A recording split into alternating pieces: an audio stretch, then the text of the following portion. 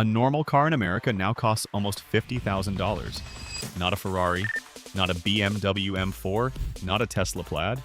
A normal car. The kind that should take a young person to work, school, the gym, and maybe a midnight Taco Bell run when life starts acting dramatic.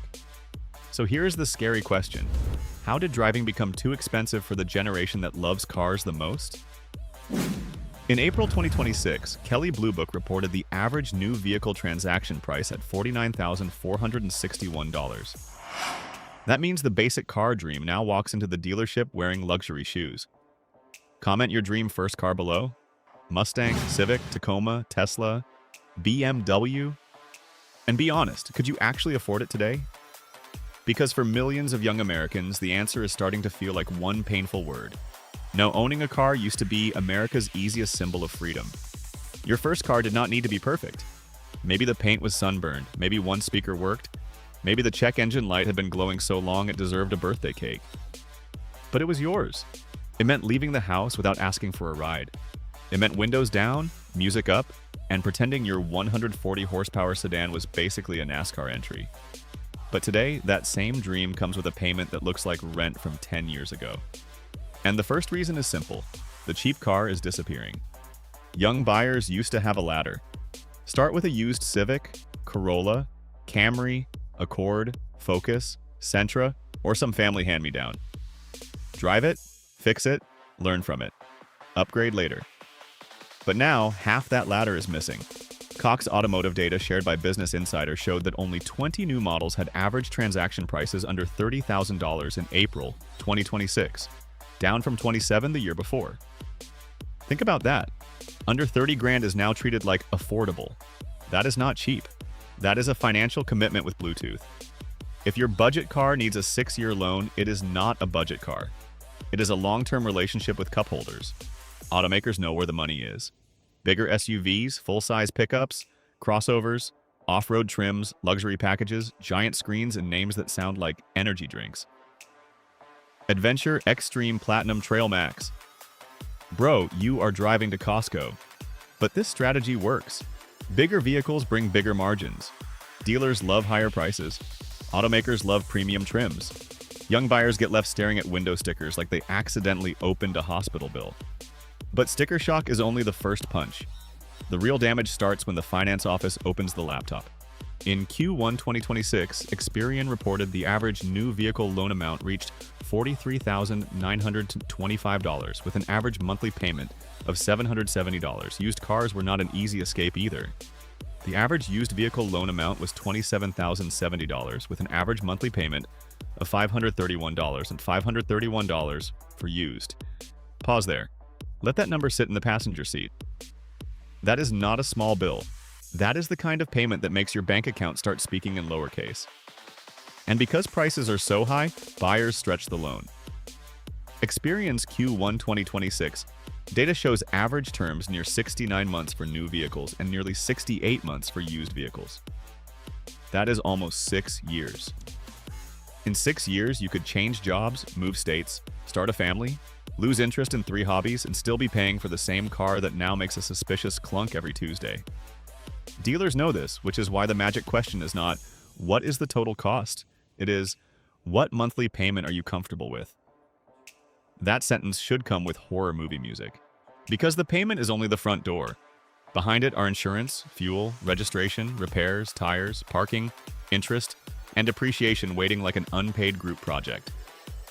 AAA's latest ownership cost study found the average cost to own and operate a new vehicle was $11,577 per year, or about $965 per month.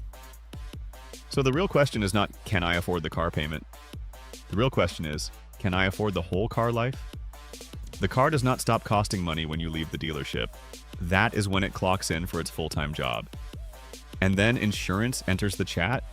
A bumper is not just a bumper anymore. It has cameras, radar, sensors, warning systems, and tiny expensive parts that act like they went to private school. One small parking lot accident can become a financial jump scare. Bankrate's May 2026 estimate put average full coverage car insurance at $2,697 per year, or around $225 per month. For young drivers, it can be much worse. A 22-year-old shopping for a Dodge Charger quote may think they are buying muscle. The insurance company thinks they are funding a small action movie. That is why cars that look affordable online often become painful in real life. A used BMW might be $18,000. Nice. Then maintenance pulls up wearing a villain cape. A Tesla might save gas. Great. Then insurance, tires, charging access, and depreciation say, we also live here. A pickup truck might feel American, but if the payment eats your paycheck, that is not freedom. That is a bald eagle holding a collection notice. And if young buyers try to escape by buying used, the used market has its own trap waiting under the floor. Good used cars disappear fast. A clean Corolla, Civic, Camry, Tacoma, or Accord with reasonable miles gets treated like buried treasure. The cheap listings often come with phrases that should scare any buyer. Runs great, just needs sensor.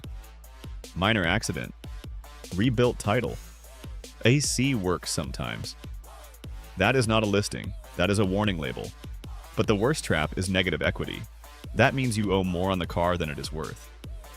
In Q1 2026, Edmunds found that 30.9% of trade-ins toward new vehicle purchases had negative equity. Other reporting on Edmunds' data put the average underwater amount at $7,183. Here is how it happens. A buyer pays too much. The car loses value. The loan stays heavy. Then the dealer says, no problem. We can roll that old balance into the next loan. That sounds helpful. It is not. That is like dropping your phone in water, then fixing it by dropping it into orange juice. Now the buyer pays for the old car, the new car, and interest on both. That is not a car payment anymore. That is a studio apartment with tires. But here is the part automakers should actually fear. Young Americans are not losing interest in cars. They are losing access to them. They still love car culture. They love V8 sound, Tesla launches, BMW interiors, Toyota reliability, old Mustangs, clean Civics, lifted trucks, and late-night car meets under gas station lights. But love does not beat math. A TransUnion 2026 Consumer Auto Survey found affordability was the top barrier for people not planning to buy, with 53% citing cost concerns and 44% citing economic uncertainty. That matters because in most of America, a car is not optional. No car can mean no job. No job means no money. No money means definitely no car. Congratulations. You have discovered the American transportation loop, and this is why the pain feels personal. A car is not just a machine sitting in the driveway. It decides how far you can work from home, what jobs you can accept, how late you can stay out, and whether your whole paycheck disappears before the weekend. For a young buyer, one bad car decision can delay moving out, saving money, building credit, or even starting a real adult life. In New York or Chicago, maybe you can survive without owning one. But in much of Texas, Florida, Arizona, Georgia, Ohio, Michigan, and suburban California, a car is how you reach work, school, groceries, family, and opportunity. So when cars become unaffordable, it does not just hurt car fans. It blocks real life. For older generations, a first car was a starting point. For many young Americans now, it feels like a financial gatekeeper. And maybe the new Flex is changing. Maybe it is not the biggest truck, newest Tesla, loudest Hellcat, or most expensive BMW.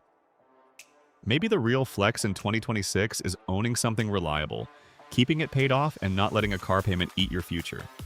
Because if young Americans cannot afford the cars being built today, the question is not just, why are cars expensive? The bigger question is darker. What happens to American car culture when the next generation can only watch their dream cars through a screen? And that answer should scare every automaker. If this breakdown made you see car prices differently, subscribe, because in today's car market, the real Flex is not buying the most expensive car. It is keeping your freedom without letting a payment control your life.